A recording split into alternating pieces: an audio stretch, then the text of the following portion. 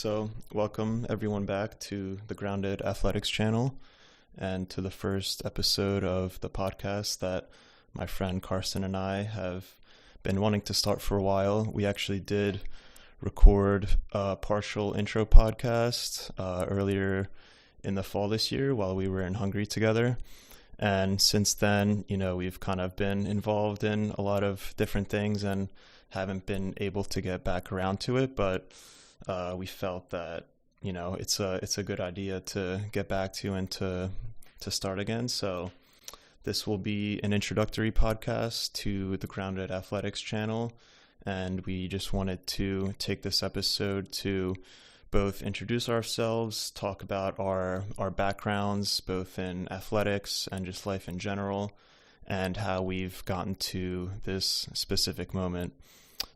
So Karya, if you want to introduce yourself a bit, we've known each other for a really long time. We met in first grade, actually, after my family and I moved here, and yeah, we've just grown up together, done a lot of sports and just activities, and experienced life together. So it's cool that we both are interested in this topic and want to work on it. Yeah, I thought this was a really good idea.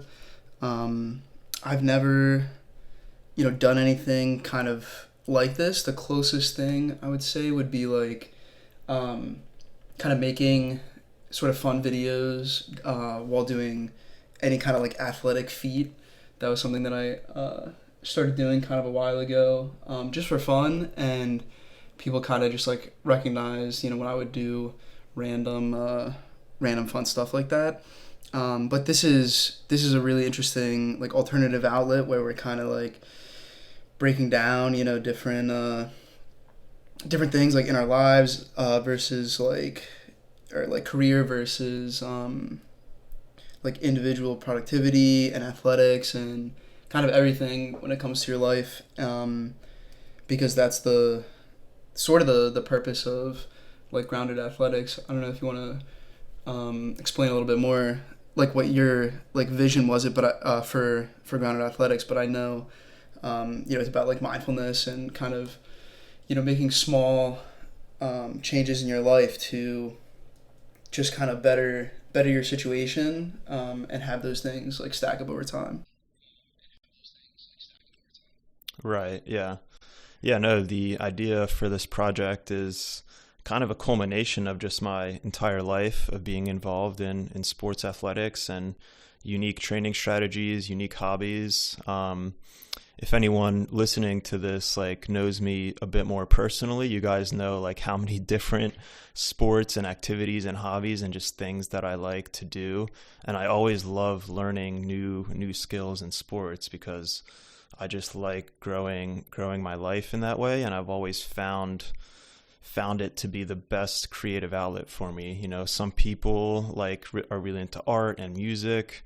For me, it's just always been sports, but not just kind of like the generalized sports and way of training, but like really truly finding out what I personally enjoy and then trying to maximize on those things. So the name Grounded Athletics I came up with because I really enjoy doing grounding strategies, and my definition of grounding yourself is basically just being more immersed in your surroundings and your environment and being more aware of yourself and what's around you and connecting to the outdoor environment and also channeling just the energy that's around you and within you, and kind of harnessing it to positively impact your life. And how that relates to athletics is a lot of the sports that I grew up doing.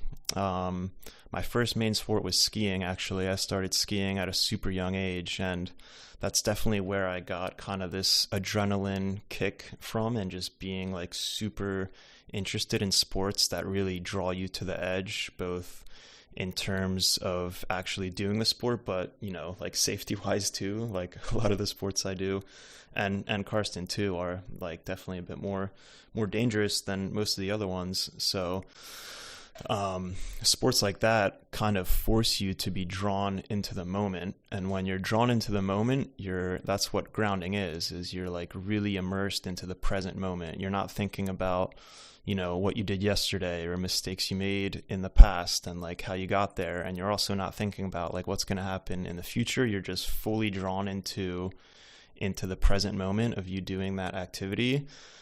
And sports like skiing and wakeboarding and windsurfing and biking and unicycling and stuff like that I really enjoy doing are sports that require you to be really drawn into the moment, because the risk factor is quite higher than most other sports. So you can't be distracted, you can't be thinking about other things when you're doing those type of things, because like the injury like risk is a bit higher.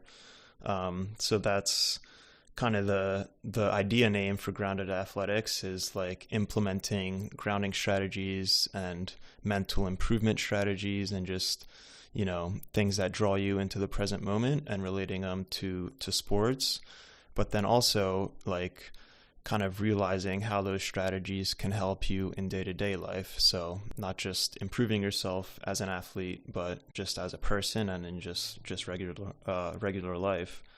So that was my idea for grounded athletics, and I do have a website and a blog that I've been working on. I posted some pictures on there, some information about myself, and I've been working on creating weekly articles about certain topics and self-improvement strategies that I've been posting on there.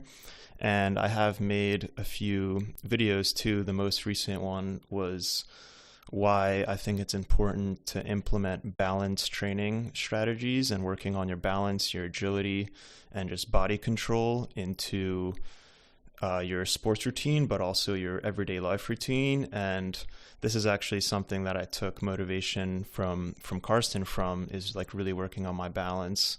Car, if you want to talk about your like really like kind of insane gymnastics background, and just like Karsten can walk up the stairs on his hands, like standing backflip, just like a crazy amount of like agility, like flexibility and like explosiveness. And ever since I've started kind of doing those exercises, I've felt just like quicker on my feet, lighter on my feet. Like I can like move my body a lot better in like weird circumstances. And that's definitely something I took motivation from Karsten to start learning more.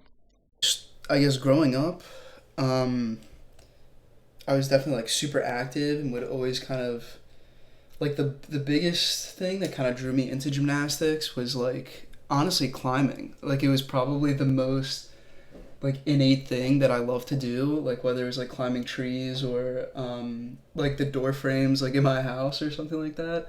And like from there, like it kind of translated to gymnastics, because like the upper body strength like kind of transfers, and as does like a lot of the agility. And so pretty much every aspect of the sport, because it's a really dynamic sport, like using like strength, flexibility, speed. It incorporates almost kind of everything, I guess, with the exclusion of like, like precision catching and, like that you would get from like baseball or football. Like Right. Yeah, certain like ball stuff sports. like Yeah. that. But even like endurance, like some of the most exhausted I would ever be would be like specifically like a floor routine, because doing like consecutive passes that just Yeah. require, it's like a full out sprint for, kind of just like back to back, as you kind of climb the levels, like Right. those routines just got, more exhausting. But that was really fun. So that was kind of like what drew me really into gymnastics to stick with it. I really loved like the discipline, like the conditioning. I just kind of found that like that kind of like focus just to be like a good channel like for my mind and like energy, because I like do have, like we both have just like a ton of energy, I would say, like in general, to to always just want to be moving, but like also be training. And that's like kind of something like I'm trying to return to, um, but it's definitely still kind of like a core thing. It's just like always moving with gymnastics and stuff. So, I trained gymnastics for years, and then like through high school, and I did diving with Emil for a year, which was actually that was really fun. Um, the flipping from gymnastics like translated, so I started like not at the very beginning. So it was pretty nice to just like kind of like make a smooth transition over, and that was just really fun, kind of like as a casual sport for me. I didn't go like, I mean, Emil, you went pretty far into college, doing diving, doing like pretty advanced flips, which I think, I mean, diving I think is maybe like a little bit more meditative than gymnastics, because like I think you were talking a little bit about how like right before a dive, it's kind of just like silence, and you're like preparing for just like an insane move. Right. Yeah. No. Yeah. For sure. And that's cool that yeah you talked about how gymnastics was kind of your outlet both mentally and physically, and exerting physical efforts to achieve something. And it's like these sports are a lot different than like me and Karsten played soccer growing up together a lot, and like team sports like that in general, like football, basketball, like those are definitely like super physically demanding sports. But those are more like games, right? Like soccer is a game, like so is basketball. Other sports like skiing, like wakeboarding, like biking, gymnastics, diving, like they're not games. They're like you're like Yeah, it almost is like definitely putting on a performance show based. for not only yourself but like other people. And in a gymnastics competition, like you're being judged by a panel of judges, and they give you a score, and that's what your result is based on. And same with diving, like you go up there, you perform a dive, and then a panel of judges will gauge it based on form, technique, and just how like aesthetically pleasing you look in the air and when you go into the water and stuff like that. So yeah, the sports that Carson and I have like really grown up doing and like fallen in love with are definitely a little bit different than most other sports. And um yeah, so I my first sport that yeah, like I said, really got into was skiing. And then both my brother Laszlo and I started swimming at a pretty competitive level. We started in like, yeah, like first or second grade, like, like super young on the swim team. And I started diving, I think, in fourth grade when we would just be at the summer pool. I always loved like going over to the diving board and just like, trying out like different like cannonball variations and just like cool ways to like spin into the water. And then I kind of realized that, well, like there's an actual sport that's dedicated to this, and, you like learn different moves and techniques. And my favorite thing about diving was not only the physical demands of it, being able to contort your body into different positions and flips, and, work on flexibility and agility and stuff. But for me, what drew me the most to it was the mental component of it, especially when competing at the highest level. Like kind of like Carson just mentioned, when you're doing a dive in a pool, if you guys have ever been to a swim meet before, it is one of the most like electric atmospheres, in my opinion, out of any sport, because everyone is packed into the swimming pool, especially if it's like an indoor pool. It gets so loud Yeah. because it's all like echoing. And you like have the classic parents who are like super just like going like nuts about their kids like competing against each other, which is just like why I just love sports in general. It draws out so much emotion out of people, that really like not many other activities can, especially when, I mean, I can't speak to it personally, but when you're like watching your own kid like compete against others and like try and draw the best out of themselves, like that's got to be one of the greatest feelings as a parent. Um, and so in the swim arena, it would always just be crazy loud, especially in the relay races. People are going nuts, but then they kind of like pause the competition for the diving meet and the divers. And that's just like a little bit a different environment. It's kind of like golf or like gymnastics too, and like diving. Like everyone's like quiet and respectful to the diver because they know they need to concentrate and they can't all be cheering. So when you get up to the diving board, I like really remember in my first diving meet, like you're just standing there, and then the announcer announces your dive, announces, like the variation of what position you're doing it in, like how many flips you're doing and whatnot. And then after they say your name, they say your dive, then they stop talking, and like the whole arena just falls completely silent. Like you could hear like just like a pin, like it gets so quiet, and you just feel everyone like looking at you, and it's a pretty intense feeling. Um, and then you have to perform your dive, and a lot of people get like performance anxiety from sports in general, but I think diving is a sport where it's like amplified by a large magnitude because of the feeling you get when you're up there alone.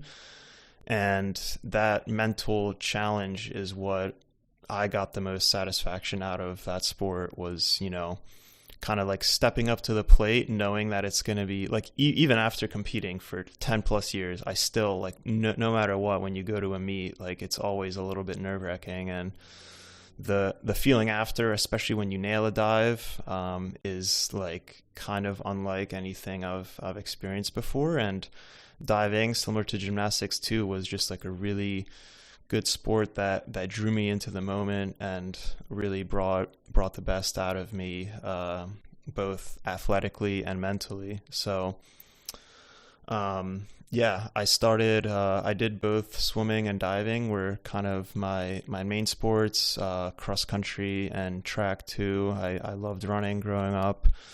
Mountain biking, just like me and Karsten and my brother Laszlo would always get together after school and just like we just love being outside and doing things in general. But yeah, we would always like ramp, kind of like build together, Yeah, like the classic ramps. skate ramps together, and like just like build together like obstacle courses for each other to like get through and race. Climbing trees and just like hanging out in the driveway and just like doing a bunch of different stuff like that. And we kind of always like pictured ourselves as like Yeah, young like pretty much. stuntmen Like doing like almost, parkour like or whatever.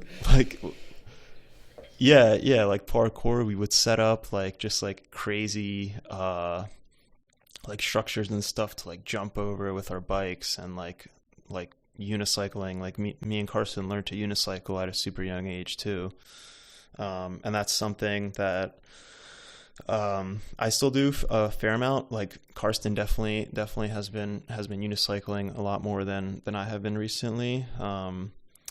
And yeah, so that's kind of how we got to this moment specifically in regards to sports and athletics. So we both have like a very unique athletic background that I think ties in, yeah, a lot of like agility and balance skills, and body control mainly. I think we both just have like a really good like air awareness. Spatial awareness is super important, both in diving and gymnastics, and the other sports that we like. So just being in control of your own body and like harnessing your energy in unique ways, I think is what we both have really kind of like narrowed in on what we enjoy in sports. And yeah, so that's kind of how we got to the grounded athletics idea. And what I've been wanting to kind of share for a long time is like how we harness those unique training methods and skills into bettering ourselves as athletes, but also then translating it to just everyday life. And the challenges and obstacles that we face in sports, are ones that we face in life as well. So yeah, that's kind of how I got this idea and how we started this project. And Yeah, Car, in between the kind of the first recording that we did back in Hungary together up until now, um, I guess what are like both like some challenges and some positive things that you've gone through and like grown with in that time, and not just like in sports in general, but just in life, and how have you kind of been working through and helping yourself get better day to day? Well, just to like start, I guess from slightly before the first podcast, like when Emil told me about like grounded athletics, and I thought that was it was really cool. And then he told me about the podcast, and like when we would just be like hanging out or like didn't see each other for a little bit, we would always kind of talk about sort of like the topics of grounded athletics, which would be like anything that we're kind of focusing on, usually related to like diet and like stretching and like workout routines. And I was always really interested in that and like kind of like what new techniques Emil was coming up with, because I wanted to try it for myself and just like do like a big spread just to try it all, and try to benefit from different stuff. So it's been that was always like a pretty cool thing. But he told me like about it like around when I was actually traveling in Argentina, which was really a really fun trip. And then when I got back, I that kind of like catapulted me into leaving my job, which was like it was kind of like I'm kind of like pretty glad I did it when I did, because I wasn't sure. Like my plan was to leave the job to start like the gourmet mushroom business, but I was kind of unsure of what like how long I was going to stick around. And then once Emil invited me to Hungary in October, that was kind of like a really perfect, like it was just really good timing because I kind of got back from Argentina, gave them like a month, which I kind of just finished out the that like the pretty much the whole month of September there, and then in October, that's when I made it to Hungary. So that was a pretty good transition. And then Hungary was just like a huge like mental detox from like working sort of constantly doing like 50 60 hours a week. um One of the things that I was trying to get out of was like kind of the day-to-day like trap of just like waking up and going to work and then kind of like repeating, because like I mean on one hand like it was like I was accomplishing a lot, and then like making money at the same time is like not not a bad thing. But I was still kind of looking to make my day like more dynamic, and kind of improve myself with like less constraints, because there's obviously like a lot of things that go along with kind of having like a full-time job like that, especially with the extra hours. And then I got back, we got back from Hungary. I was back like a little bit before a meal. And then I guess like, I think initially I was doing research for the mushroom business, but I was still kind of struggling to like get out of all of like the work routine into kind of just like a building a brand new routine. And I think that I was kind of like lost in the sense that like if I was not working, I would kind of like go about my day in sort of like a recovery but kind of like non-directional way. And so I think in the for a while I was kind of struggling to just kind of like build like a nice productive routine. I was just kind of like hitting workouts and like research sort of like haphazardly for a while. But um, then I started to like get into a good like a good groove, like going to LA Fitness, with a meal, like hitting a workout there, versus just like doing calisthenics. Like I like to go into the gym actually, even though I'll work out anywhere. It was pretty nice to go to a place where it's kind of like good to be in that sort of environment.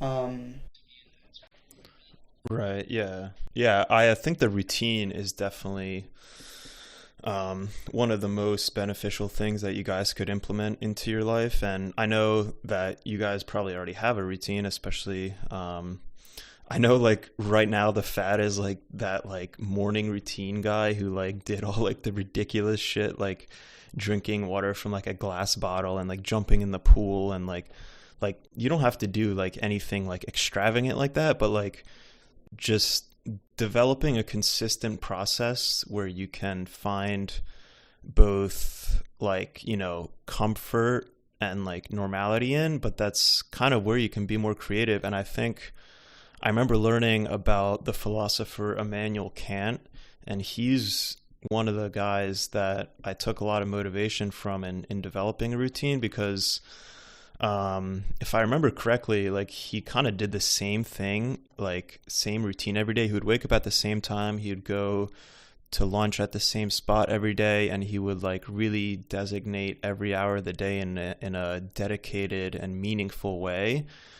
And I think that's where he was able to just become like really engaged both in his thoughts and his surroundings, and be able to come up with the ideas that he did, is because he wasn't being distracted by different things all the time. Like, if you're getting into a consistent routine, then you don't need to worry about like what you're doing in the next like hour a day, because your mind and body kind of already know what's going on, which seems counterintuitive, because then you would think, oh, then I can't like learn new things or become like more aware of myself or come up with new ideas. But I think in a consistent routine and like a day-to-day kind of lifestyle that your body is used to, I think that's where your thoughts can really start expanding, because then you don't need to worry about, what you're doing next and stuff, and you can like really start become more creative.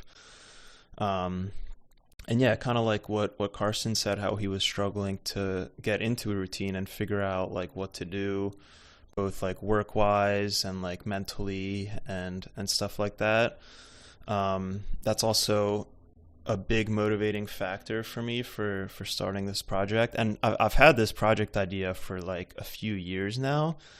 I just haven't for some reason like fully kind of committed to it and like started it, just because I have so many things like both like personally and just in my life that I've been trying to fix. It's like I've like told some people, but it's almost like I have so many like ideas and projects and just like things in my head that I want to get out, and I want to do like kind of all of them at the same time, which is like definitely not ideal, but I end up just getting like not much of anything done because I like want to do so much, if that makes any sense. Like it's almost like a little bit overwhelming, but at the same time, I think it's good to have ambition and, goals for a bunch of different avenues in life.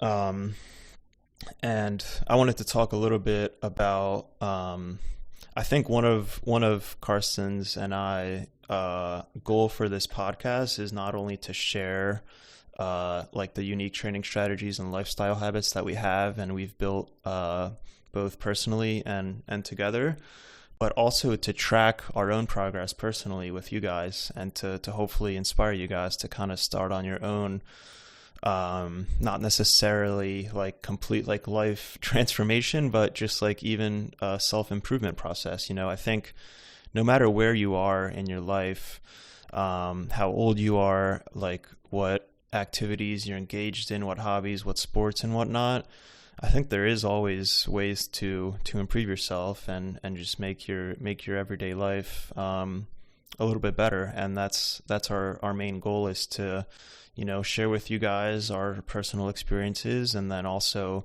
use it as a way to track how we're doing personally, both on a mental and a physical level.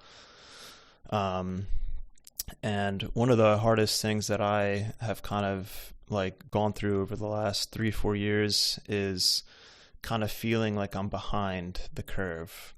And what I mean by that is like I graduated high school with Karsten in 2019, and we both decided to go to the University of Delaware together, which was both it was kind of a coincidence, right, that we both kind of like ended up at the same college. For me, it definitely had to do a lot with the diving team, but I did go on a few recruitment visits to other colleges. I never took one to Delaware though, and I basically ended up just like walking onto the team my freshman year and just fell in love with the Division 1 sports environment.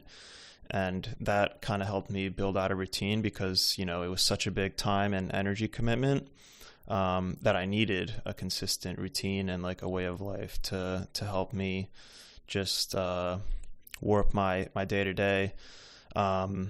And so yeah, we both started college in the fall of 2019, and then obviously COVID came in like spring semester. We like got sent home, but it was like at Delaware they have a much longer winter break. So we started our spring semester, yeah, like mid to end February, right? And like that's like right when things were starting. And I remember the week where they were like, "Oh, we're gonna send everyone home to like, kind of like quarantine, and then we'll have you guys back in like a few weeks." Obviously, that was not the case in any way. So that was like kind of a struggle for me personally, was like going from what I was used to, hanging out with my swim friends and the friends that Karsten and I made, especially on our floor. If anyone's listening from Harrington, like, yeah, you guys definitely know what Karsten and I are talking about. But for me personally, it was just like kind of challenging going from that old routine to like, the complete unknown, even though I am like I think both Karsten and I are like super open-minded and just open to new experiences. And that's what we really enjoy in life, is just meeting new people, learning new things, and just opening up ourselves to experience new things. Because if you're constantly, kind of like only engaged in the things that you're familiar with, then you're not really going to grow as a person. And I think that's the main reason why both me and Karsten and my brother and most of our friends too are just like well versed and engaged in a ton of different sports and hobbies.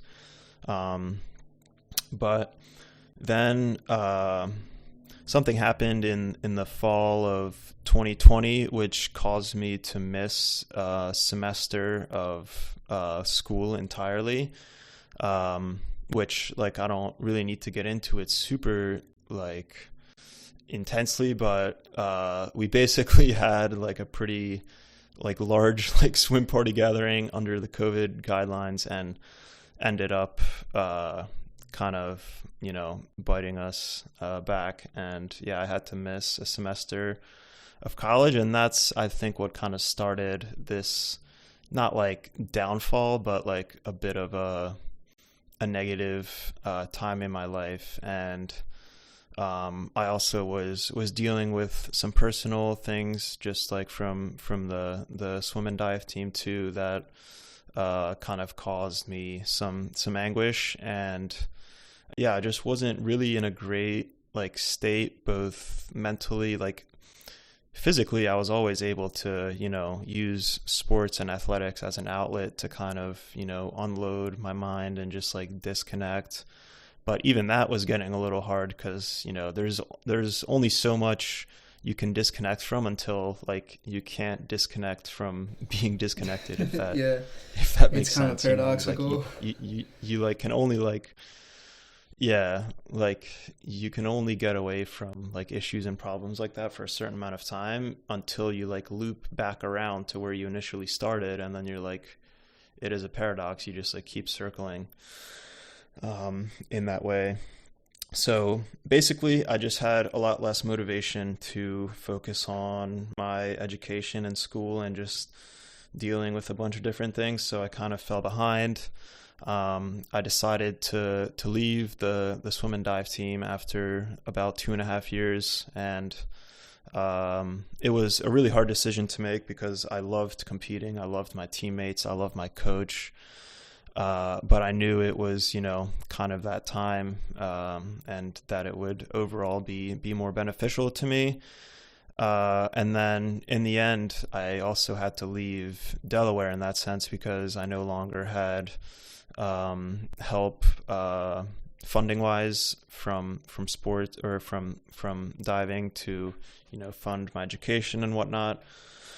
So I decided to transfer to Penn State's World Campus and take classes online, which is super great for my lifestyle because I like to travel. I like to be flexible. I like, yeah, just like traveling around and moving around. So it's really good that I'm able to continue my education. But one of the hardest things for me was like transferring, from schools. Like you're not going to get all the credits transferred. It wasn't clear whether like how many classes I still needed. So I'm still, finishing my undergraduate degree, even though it's been like 5 years. But so that was one of the hardest things for me personally was like, seeing my friends and my teammates and my classmates graduate and move on to, kind of their own lives and responsibilities and whatnot. And I felt like behind the curve, but after thinking about it for a long time, talking to a lot of people, my dad also like didn't finish school on time.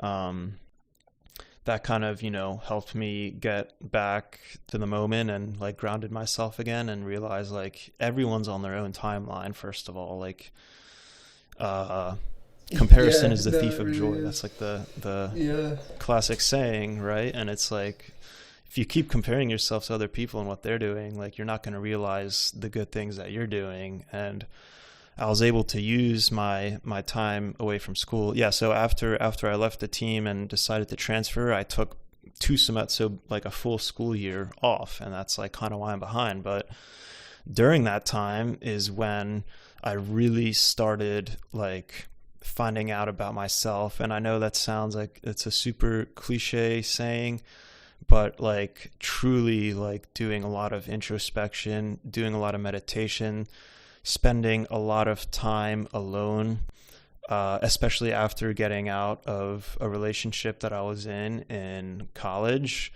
That really sparked this like, introspection and like self awareness and self improvement phase of my life that I'm still like in and am super grateful for that I started because otherwise I wouldn't have been able to figure out what I truly love. And we can talk a little bit in a bit about the sport that I'm really, really engaged in right now, which is bike racing, especially criterium racing, which is kind of the most like intense and fast paced and like action packed form of biking. But I had always liked cycling growing up. Like Karsten and I would always like ride our bikes to each other's houses, like build jumps and stuff. But I didn't like consider myself a cyclist, and I didn't really view it as my main sport in any stretch of the imagination. But now I've like really fallen in love with it and got drawn into it because just like diving, just like skiing, just like wakeboarding and windsurfing, it like really draws you into the moment when you're doing it, especially when you're in a race. And that intense being in the present moment is like what I strive for in sports and just life in general. Like it's it's a really hard thing to explain, but it's like the flow state, right? It's when you're so engaged into like a topic or activity that like everything else just goes out the window and you just don't really think about or care about anything else other than like what you're super engaged in. And Car, I know gymnastics for you was like definitely an outlet that helped you do that, but are there any other like whether sports or activities or just like habits and stuff that you've been doing over the past few years that have helped you kind of draw you into that really intense present Yeah, for sure. I moment? mean, the thing about like the sports is like how you were saying like, diving and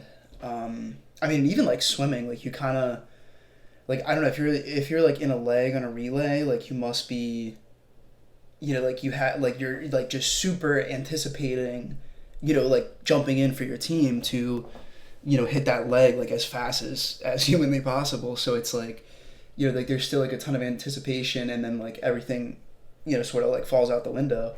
So you can focus in like the flow state. Um, but I think the advantage of stuff like that is like sometimes, um, just like by the nature of like something is like bothering me, um, or yeah, just like certain things that like I can't really like get off my mind. Um, like really intense, like working out. Like I think this might be like a bit of an extreme example, but like if there was something that was like really really bothering me, like I would actually just go for like physical exhaustion actually. And like if you just kind of like tire yourself out, like physically, then you kind of like you don't you your brain kind of like loses the like the background energy that would be spent, um kind of like worrying or something like that. So it's like Yeah, yeah, that's almost true. like an elimination like tactic. Like you kind of just like get rid of that circuit in your mind, because it's like, Yeah, um yeah. I mean, like worrying or something like of that nature, like it definitely has to do with like sort of it's definitely like a defensive kind of, like as pointless as it may be, like it's definitely sort of like a defensive mindset. And so like when you like Right. stop trying to defend yourself, then it kind of like opens up all this like energy. So I would say like that's one thing. But then also, like really complex activities, like I think, like unfortunately, like there have been times where even if I was doing something that like should require like all of my attention, like sometimes I could still have like interjections of, like thoughts or like negative mindsets. And then, Yeah. um, but I think, Yeah, no, like we've yeah. both been able to like do, kind of like solve the puzzle by doing some kind of physical activity that like it kind of doesn't allow for, kind of any kind of like external thought. So it's like, by necessity you like get into this flow state. So I would say like those would be the two things, like either, like, just kind of complex, activity, kind of like gymnastics, or some variation of like unicycling or like joggling. Like running and juggling is like a pretty, pretty good one. Like if you're doing that and like Yeah, listening to it's a music, pretty like insane. there's only so many Yeah. like other like facets in your mind that can kind of like wander or just like get to other stuff. And then, like, I mean, this is like a bit more of a last resort, but, um I do kind of like the feeling of like total exhaustion. Like you've really just kind of given it your all. um Whether if I just had like a day, where I just like worked out like multiple times that day, and then like at the end of it you kind of just feel good, um you kind of like feel really good about like the recovery. And, like through all that energy exertion you kind of arrive at some kind of like, it's almost like a, like I'm sure you've sort of experienced this, but like it's like a fatigue, it's like a clarity from like a fatigue. Like I think you could definitely feel like super tired and like kind of brain foggy, but I think there is like another side of the coin where it's like, like you're so tired and you like maybe like you're physically exhausted, Yeah. but you kind of arrive at some kind of like, you know clarity derived for like mental clarity derived from physical fatigue, which I think is kind of interesting.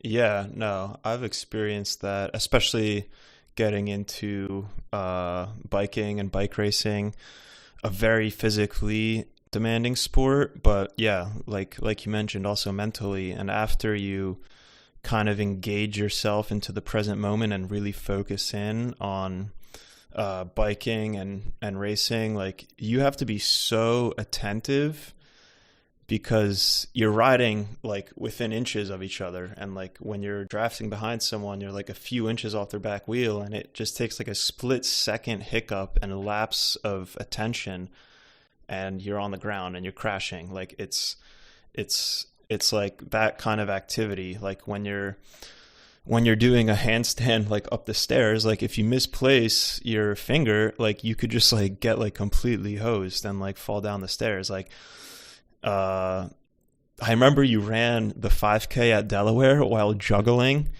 like like just like stuff like yeah, like things like that where you have to be like super attentive. It kind of blocks out the external noise and factors, and then you're right, once you're kind of like physically spent, then it's almost like you just kind of like flush out your mind and your body physically, and then mentally you can kind of like recover from that and then start bringing in new experiences and new thought processes. So if you guys are really stuck in like a negative kind of thought process or a loop, I know I was for the last like honestly like few years, yeah, especially since leaving the diving team, since feeling behind just in life in general, having all these ideas and like project ideas that I wanted to work on and get better at, but not actually like, implementing it into my life and taking action to do it. Like I just got into this like thought loop where I'm like, I would wake up and just feel like a bit overwhelmed with all the things that I wanted to do. And then I'm like, okay, like I need to like start doing something. And then I would like start doing one activity, but then I would get worried and anxious that I'm like not doing the other one. So then I would switch to that one. And then I'm like, oh wait, I need to go back and get back to what I was doing. And like that loop, that cycle where you're just like constantly kind of worrying about what you're not doing while you're doing something else, but then you go to do that other activity and that other something else, and then you start worrying about the thing that you were previously doing. Like that loop and that cycle, I think a lot of people, go through that, whether it's work, you're at work and you're thinking about, oh, I want to be playing golf. I want to be like getting drunk at the bar. Like I want to be hanging out with my friends and going on vacation and stuff. But then you get out onto the golf course and you get out on vacation with your friends, and then you feel guilty that you're not at work and you're not like locked in and you're not focused on your activities that you should be. It's like a very paradoxical way of thinking, but I think it has to do too with like your mind and like mentally, like, yeah, it's just hard to really focus on something presently when you have other external factors. And it could be, conscious things, but it could also just be unconscious things in your life that you don't even really realize until you're doing something else that you are being distracted. And that's where grounding really, I think, comes in, because when we're anxious, when we're distracted, I think, like me personally, I can't speak for Karsten or like really anyone else, but I think when I'm anxious and when I'm worried and when I'm feeling in that like loop, I'm either thinking of mistakes that I've made in the past or just negative things that have happened to me previously, or I'm worried about how I'm going to like change my life moving forward and the things that I do need to get better at and, do differently moving forward. And that's just being stuck in the past and worrying about the future and not being in the present moment and being grounded with yourself and where you are. Like right now, I'm sitting here talking with Karsten, and it's like, it feels really good to just like converse in this way and like share our thoughts and our emotions and kind of our backgrounds with you guys. But like being aware of that we're just sitting here in our chairs listening to each other and talking to you guys, like it's a good feeling. Like it sounds so simple, but like when you're in that loop, just like look at what's around you. Like if you're outside, like look at some of the trees and the branches. Like I always love looking up at the sky through like a tree or through branches, because the branches can kind of align themselves in certain patterns, and you can kind of visually just like engulf yourself with what's around you. And that's how I always ground myself, is I just go outside, especially, I'll talk a little bit about my morning routine, but, part of it is just going outside, trying to get some sunlight early on. And then walking around barefoot in the grass and just getting energy from your feet and what's under you and the earth, and like absorbing it and listening to to the birds and listening to like just like being outside and just like being aware of like what's going on around you. It sounds like simple and like dumb, but it really, really does help you. And I think you guys have obviously heard this, but like so many people are just distracted. Like everyone is distracted in life, and it's mainly through their phones. And it's something that Karsten and I had a really good conversation with. But like, if you're just constantly looking at a screen, like consuming content, listening to music, or kind of distracting your mind from your own thoughts. Like the best example of this is if you were to take the average person and just like put them out in the woods or like put them in a room with like nothing really to distract them and just like let them alone with their thoughts for like even an hour, but like you could go more extreme like that and do it for like a few days. Most people would just not know what to do with themselves. They would like freak out because they don't have something to consume. They don't have a show to watch. They don't have reels to go through. They don't have pictures to look at of other people. And that's kind of a problem. Like I think that's kind of a huge problem in society, is like no one really is engaged enough in their self-awareness and their present moment, and everyone is just trying to distract themselves. And what a crazy like realization that Karsten and I had was like the smartphone age is younger than we are, and I'm 23. Like yeah, like smartphones really, I mean, yeah, obviously there's been like phones and like ways of communicating, but like social media specifically, yeah, started in like the mid 2000s, and it's such a new concept and technology to humans.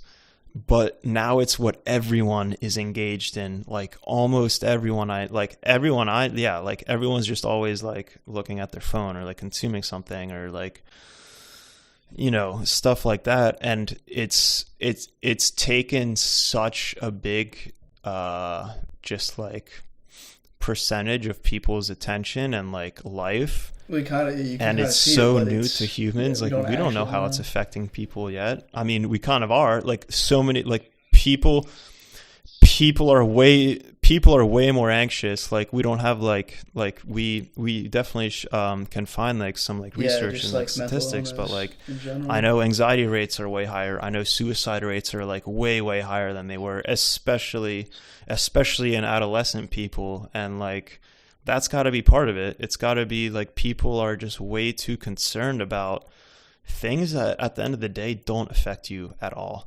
And I came to this realization, and that's where I really started engaging myself in a more positive morning routine. Is I would wake up and I would just go on my phone and like, look at like, like text some people or just like see what other people are talking about, but mainly just like go on Instagram or something and just like look at stuff or watch YouTube videos while still in bed after waking up. And sometimes it would be for like 30 minutes or an hour before I would actually get out of bed physically.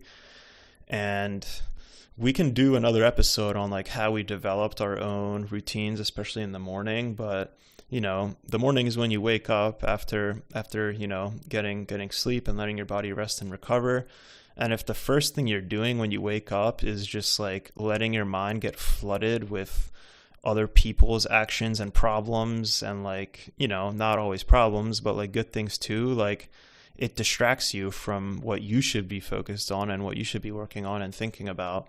So that for me has been like by far the biggest benefit and positive change that I've made in my life over the last few years, is just waking up and not going on my phone and instead walking outside and doing a little stretch routine and feeling like my muscles, like what's sore, what I need to stretch, what I need to work on that day. And then of course you can like go back to, like checking your emails and whatnot, and especially people who work and everything. But I think way too many people are just too consumption driven. And this goes into the next topic we wanted to talk about. And I'm definitely going to link the YouTube video that I watched of this guy explaining this theory, because he explained it way better than I'm about to, but I'll do my best to kind of emulate his thought process. But It was basically he was talking about how he was stuck in a downward negative spiral for the last few years and he couldn't figure out what was wrong with him. And then he started explaining, he called it a consumption versus creation matrix. And if you think about it on two ends of a scale, on one end you have consuming, consumption, and on the other hand you have creating, like creating value. And he realized that he was way off center in that balance and that equilibrium, and he was consuming just way too much. So consumption can be, yeah, like being on your phone and consuming like YouTube videos or social media or watching a TV show, consuming other content, like other ideas, other things that, people put out there or that you like want to like put into yourself, then that's consuming. And then on the other end is creation. So that's like journaling, writing, what me and Karsten are doing right now, like sharing our thought processes and our experiences together, and creating value. Working too is like the number, like you're creating value by creating wealth for yourself to support yourself. So that's like the main example of creating something. And me personally, and I think most people, are way too on the opposite end of it and are just consuming so much. And what he explained really well was when you're over consuming and you're only taking in external factors and letting it influence you, it slowly pushes your personality away from what you truly are and who you are as a person and your uniqueness and your individuality. And it morphs it into what you're consuming and what you're looking at and what you're hearing and everything. And if you're just always constantly consuming something and like driving it into yourself, before you know it, you're just going to change completely as a person, and you might, not realize it, but then it's going to take away from your like individual character and your individual uniqueness and ways of thinking and ways of, interacting with other people. And ever since Karsten and I talked about that, I've been really mindfully trying to just, consume a little bit less information and try and create value and create more things that positively are going to impact my day-to-day life. And that's another reason why we really wanted to start this podcast and share this information with other people. Is it's a great way to create, and it's a great creative outlet for the both of us to share our thoughts and our experiences. And Car, I don't know if you have kind of the same feelings as me in regards to the consumption versus creation matrix, but what are like some things you realize that you're maybe consuming too much of and not creating enough? Or I think consumption is like very important. I'm not saying you like just need to like stop consuming completely, because then you're not going to learn anything new. Like then you're not like reading like new information and absorbing new knowledge and stuff. So I'm saying like people, and I think myself personally too. Yeah, I mean, I it's just want to be definitely more in like equilibrium striking with a creating balance. and consuming. And balance, I mean, like I would kind of like throw balance as like kind of a ubiquitous term into like mindfulness and grounding. Like I think that it's like that kind of like forms like a holy trinity, because like in everything that you do, like you got to strike a balance, like whether it's you're talking about the not just like consumption versus creation, but like the new world is like it has all of this like technology. Like you covered a lot of stuff, like from like your kind of like evolving mindset, and then also just kind of like the state of the world that like I think we both kind of fell into some pitfalls of just like the phone and social media and stuff like that, because it does like kind of what it's intended to do, which is kind of like suck you in. But yeah, I mean, I think you're definitely pretty spot on with like the effects. I think like in the early like mid 2000s, like the emergence of social media like is kind of like the emergence of like an electronic like virus, and it's like kind of it's like evolved and gotten like way stronger and way more adept and like Yeah. developed all these tools and everything, and it's like it's just really really powerful. So I don't think that like the answer is to like like blow it up or like get rid of it entirely, but it's definitely like striking a balance, which may look different for everybody, but I think that like balance for me would still kind of include like a 90 like 5% cutback on like just like social media, and that like that definitely ties into Yeah. it ties into the consumption for sure. Yeah, no, for real. Yeah. No, it's almost like yeah. Yeah, it almost is like I remember reading 1984 in high school, like George Yeah, Orwell, I mean it was like kind yeah, of he like predict. I predicted mean, it perfectly.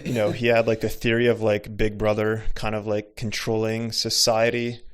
It was like kind of spot on, and in this case, like the Big Brother, the controlling factor is our phones and social media and technology, like really warping our thought processes and kind of trapping us into this consumption matrix where we're just constantly trying to escape. And like, what are we trying to escape from? Like, I don't know. Like that's different for every person. I think, it could be like people's insecurities, people's troubling pasts that have, kind of warped their ways of thinking. But I think just generally speaking, a lot of people can benefit from consuming a little less and trying to create a little more. And it doesn't have to be, you have to like write a book. You don't have to, but like just start journaling, start writing down what you're thinking about. And yeah, like start like reading more intellectually appealing books. And yeah, like work is a great way to create value in yourself. So yeah, just things like that in general, I think people can definitely benefit from. And yeah, so I've definitely been trying to do that, trying to create more, and that's why I'm super glad that we're starting this podcast and this project together, is because it's a great creative way to create value and to share and hopefully inspire other people to do the same. And I'm just super glad that I, experienced that negative kind of cycle and thought processes and kind of a down part of my life over the last few years after feeling behind in school and everything, and like really trying to figure out what I want to dedicate my energy and focus towards is like sharing and talking about it. And yeah, just getting other people to realize like they can really improve themselves in unique ways. And I know we haven't talked about like the specifics of how to do that yet, but that's what that's what like the future of the podcast is like both, tracking our progress on a personal level, the two of us improving ourselves, and then yeah, getting more and more into like the specifics of those habits and those strategies that we use to help ourselves. And yeah, I think in the next podcast, Car, we should just talk about how we started to develop that day-to-day routine that we were talking about, and how we've found ourselves to be more creative, like coming up with more thoughts.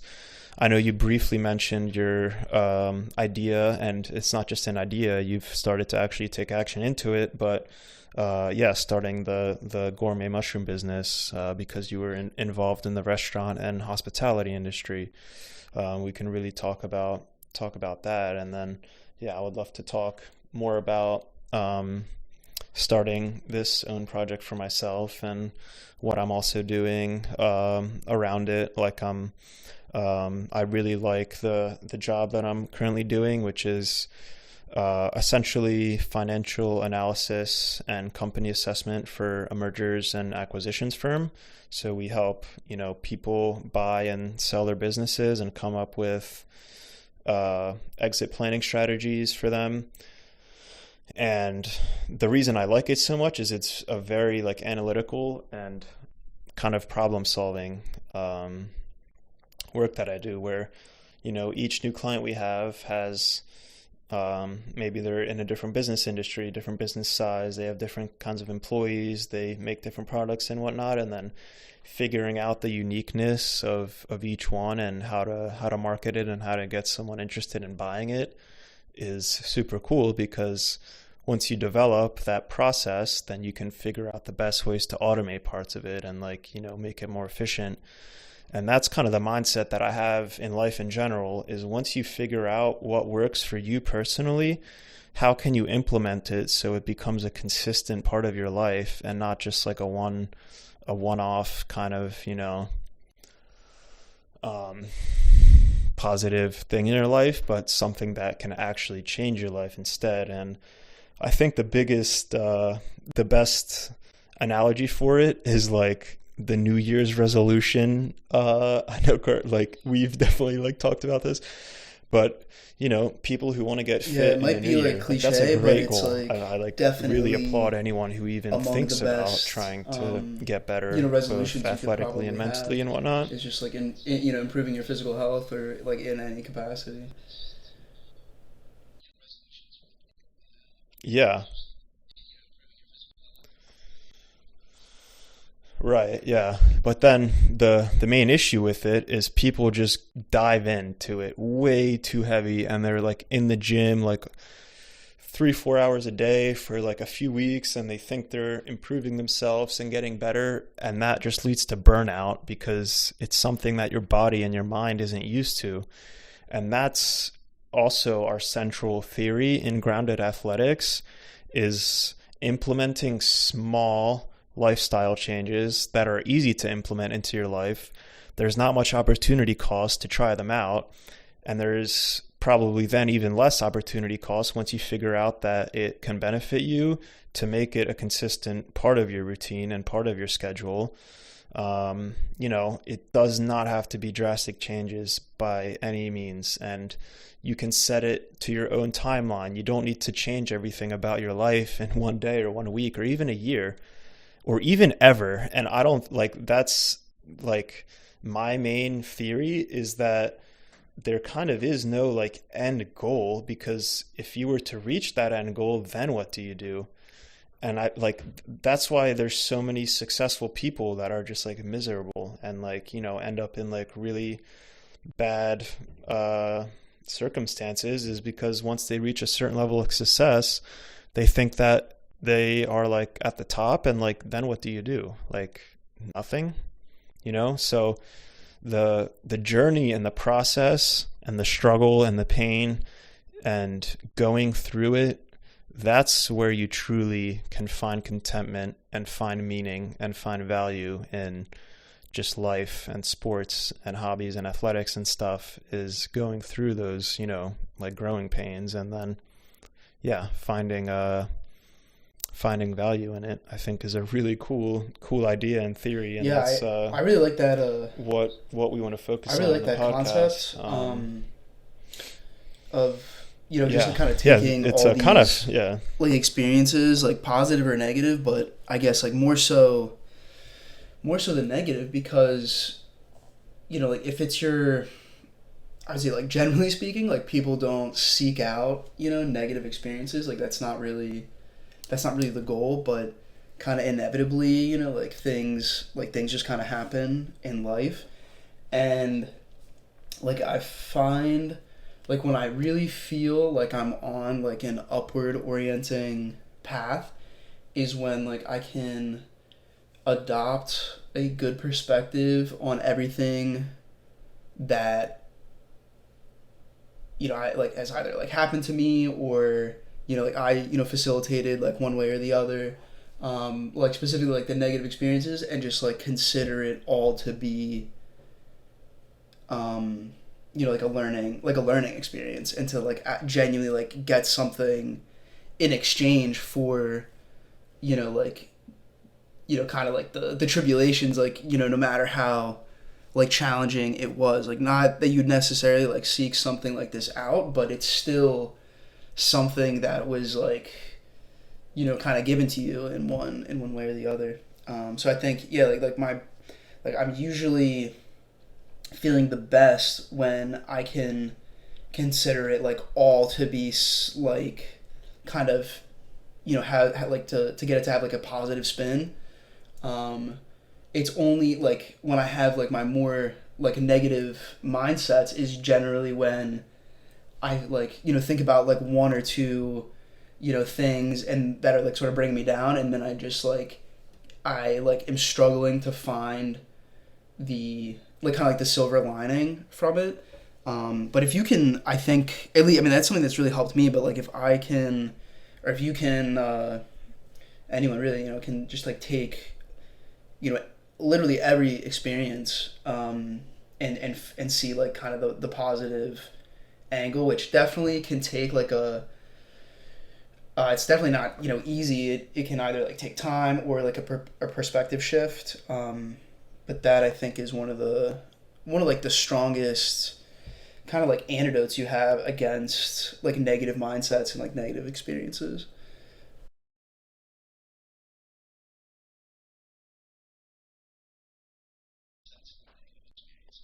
Yeah.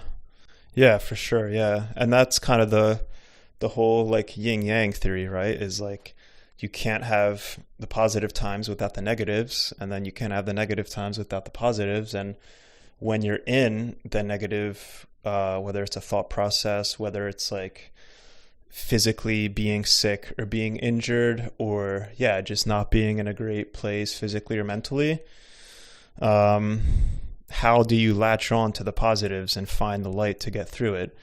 And then also when you're super healthy and you're feeling amazing mentally, and you're maybe you got a promotion at work, or did like a really good physical achievement or something, kind of like humbling yourself and realizing that stuff isn't always going to feel like that.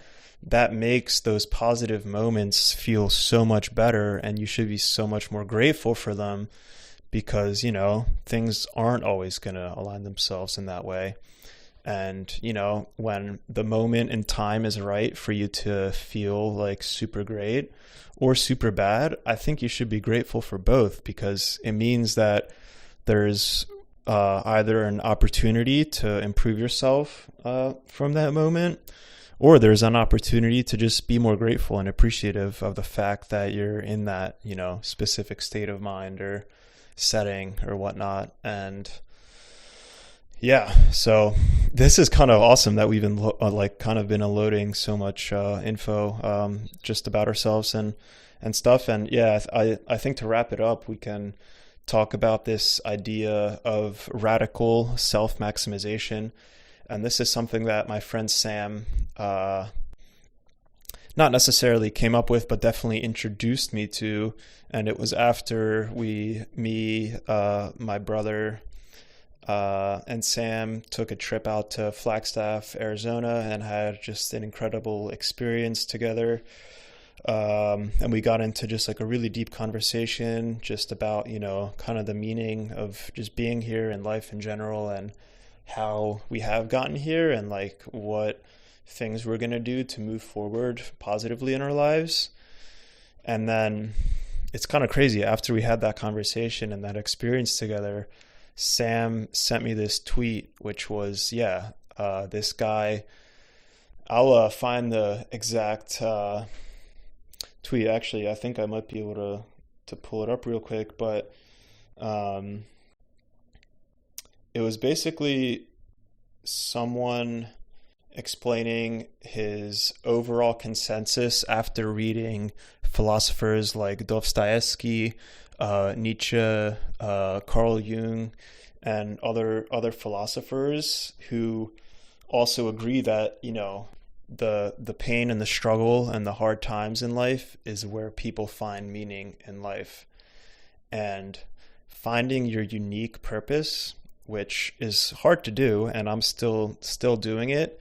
And I think the best way to try and find your unique purpose is like, what makes other people like interested about you? What makes them say to you or think about like, wow, that's really cool that he can do that, and that he's adept at that. Like, what are those unique personality traits and character traits about yourself that, aren't necessarily in everyone, but that are, kind of cool and unique about you. And then from there, like, how can you share that with other people and figure out, like, the best ways to, um, yeah, here's the actual quote. Uh, I cannot help but feel after reading Jung, Nietzsche, Dostoevsky, Camus, Master Eckhart, Aldous Huxley, Ram Dass, that they are all saying essentially the same thing. The goal is individual responsibility. The goal is radical self-maxing. So it's taking on individual responsibilities that you're uniquely good at, and then maximizing it for yourself. But then if you kind of expand that, once you figure out that individual responsibility and uniqueness about yourself, how can you share it with other people, and how can you add it to the circle of society and just, life in general, to help other people and inspire other people and get them to realize, there are positive things about themselves that they can kind of draw out and find unique. So I think both Karsten and I have been really working on figuring that about ourselves, especially in the last few years, and becoming more, yeah, just like growing up, and like, starting both graduating and about to graduate college and stuff, and like getting into both the work environment, but just like also like being young adults. I think it's a really hard time when you have had kind of a layout and a structure for your entire life. Obviously, when you're a newborn and a baby, your parents are taking care of you, and then you're in school and you always have, people around you, friends around you, kind of supporting you, or like are in sports groups or in like music groups and whatnot. And that can either go until you're in high school or until you graduate college. But then after that, like, kind of the playbook and the structure is gone. And then it's all up to you to figure it out. And that's what school is for, is to set you up for that moment, is when you're done going through it, what do you want to do with your life? And figuring that out when you're in your like late teens, early 20s, like that, yeah, it's a pretty overwhelming circumstance. And, some people are just content with not really truly trying to figure it out and just get into a job that like pays them well enough to get by, but they're not necessarily happy or fulfilled with what they're doing. And, that's like fine, I guess, if you, are content with that. But I think there's always like opportunity to expand yourself more and to be more content and be especially more fulfilled with what you're doing. And whether it's on a personal like fulfillment level, or more on a societal fulfillment level, like you're helping other people around you, and just yeah. So I think the radical self-maximization theory is just a really unique kind of idea and way of thinking that I've also been trying to implement. Kind of briefly touch on the self radical maximization. I think there's a lot of things like today that I think hold people back from like realizing that's kind of like the individual goal. I mean, like, I think if anybody takes a step back, it's like, it's kind of, it's like a little bit more obvious. Is like, you're trying to like give everything your best shot, and like, maximize what you can, like, given your your own personal environment and like situation. But it doesn't really, in practice, it's like kind of a hidden, more of like a hidden motif, where I think things start to get like convoluted, where like I would definitely like sort of like make excuses of like, oh, I'm not gonna do something to the level that I could because of some other like circumstances or situations. So I think kind of getting out of that can be can be challenging, but um, that's where like I definitely draw from like the different philosophers that like Emil listed, um, and like their different techniques. Like the one thing that kind of will occasionally like pop into my head, like whether it doesn't really matter what I'm doing, just like it might be kind of like a some kind of stream of thoughts. But Carl Jung really talked about like the active imagination, and I've definitely seen like had like complete visions of just like nothing that like necessarily brought them on other than just like my own kind of thinking of like something like positive or negative, and it could be like pretty abstract, like anything, any like kind of like concept, some kind of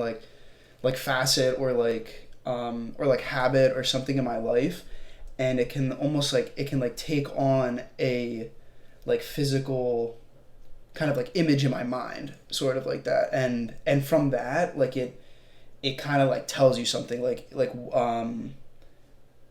to have something sort of like take on a character, to like personify it, then I think you can like learn more about it, like what its what its goal or intent is, because like I mean all these kind of like motivations and like things that kind of like everybody sort of taps into, like like with like Freud you have all these like sort of like primal instincts and everything, and if you like sort of like personify them in your mind, and it doesn't have to be just like primal kind of like neural networks or anything like that. It could really be like any kind of habit or like just behavior or thought pattern. Like if you kind of personify that, then you can like in your imagination, I think that's where I've gotten like more insight. Whereas like if I just saw something as like base value, kind of like good or bad, then it kind of like it opens it up, and like I can really like learn something from that, um, which has been pretty good. And then like the last thing, I had like a like sort of a similar experience. It's like a meal where he was talking to Sam and learned about the self maximization, and this is kind of like a really powerful realization, like something that I had sort of like known about as a concept, but I think just to like know about the concept is not as powerful to experience it, because if you experience it then you can understand it and implement it. But it was like from the experience, I was able to see how like not only was I kind of like glued or obsessed with like certain um, like problems that were sort of like plaguing me, like from like day to day, like recently, but I was also like glued to the person that was glued to all of these things, and like this is like a really profound realization, because like Yeah. Oh my like god, it's insane. if you can like let that It's go, which like crazy. people is like it's like pseudo impossible, Oh because my you kind of god. have to like let go of yourself.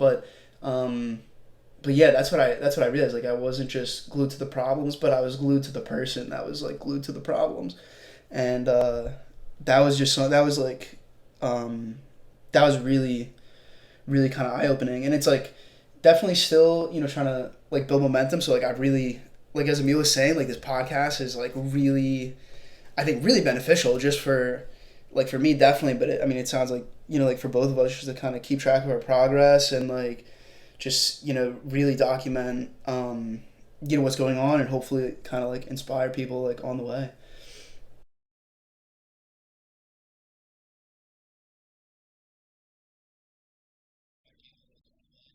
Yeah. No, yeah, I'm super excited to keep working on it and to put this one together too.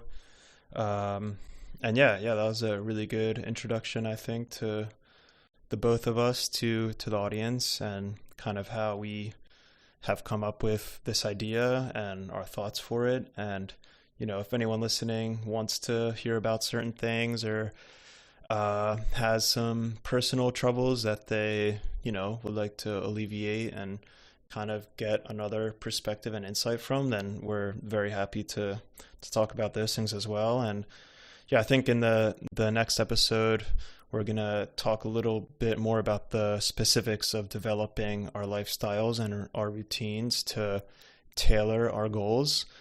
We didn't really talk too much about like our personal goals on an athletic level, so that's definitely something we can get into more. I did mention, yeah, like getting really into bike racing has been really profound for me and inspiring for me. So I can definitely talk more about that, and also just how we're progressing, personally and mentally. And yeah, we're super excited to keep working and keep talking about it.